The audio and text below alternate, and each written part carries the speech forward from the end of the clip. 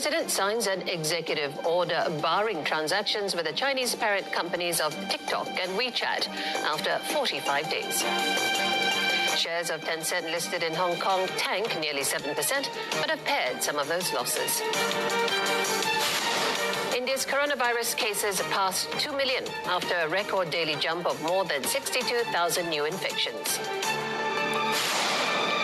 China hands down July trade data with exports in positive territory, well above expectations, but imports shrank, reversing growth seen in the month before. Chinese indices feel the pressure from that trade data and the heightened US-China tensions.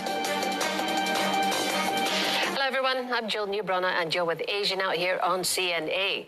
US President Donald Trump has signed an executive order banning transactions with TikTok's parent company, ByteDance. This takes effect in 45 days. At the same time, Trump also issued an executive order pushing the same ban for WeChat, an app owned by China tech giant Tencent. Mr. Trump accuses both TikTok and WeChat of being part of disinformation campaigns that benefit China. He says his actions are aimed at protecting national security. The companies have repeatedly denied these accusations, so where does this leave the talks between Microsoft and TikTok? Well, William Denzil explains.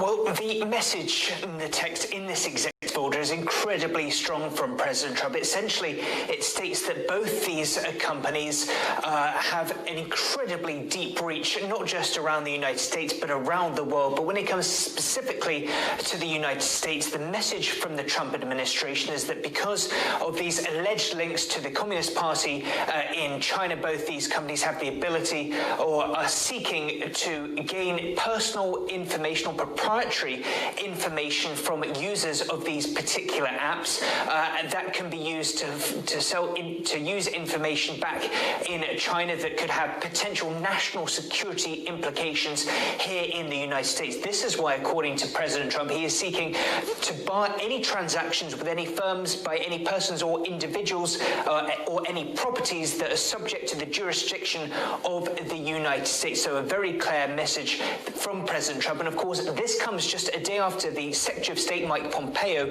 urged US businesses to remove Chinese apps from their database. This is part of what he described as their Clean Networks initiatives, a process that is going to be rolled out between the Commerce Department as well as the Department of Defense. Now, when it comes to Microsoft, it seems like there is somewhat of wiggle room. Of course, this is only set to come in 45 days. The president has previously said that mid-September would be a date he'd want to see some kind of deal made. So there is potentially room for a deal still to be passed. But of course, what this means for individual users, for the likes of WeChat, that of course isn't part of this potential Microsoft TikTok deal, that very much remains to be seen.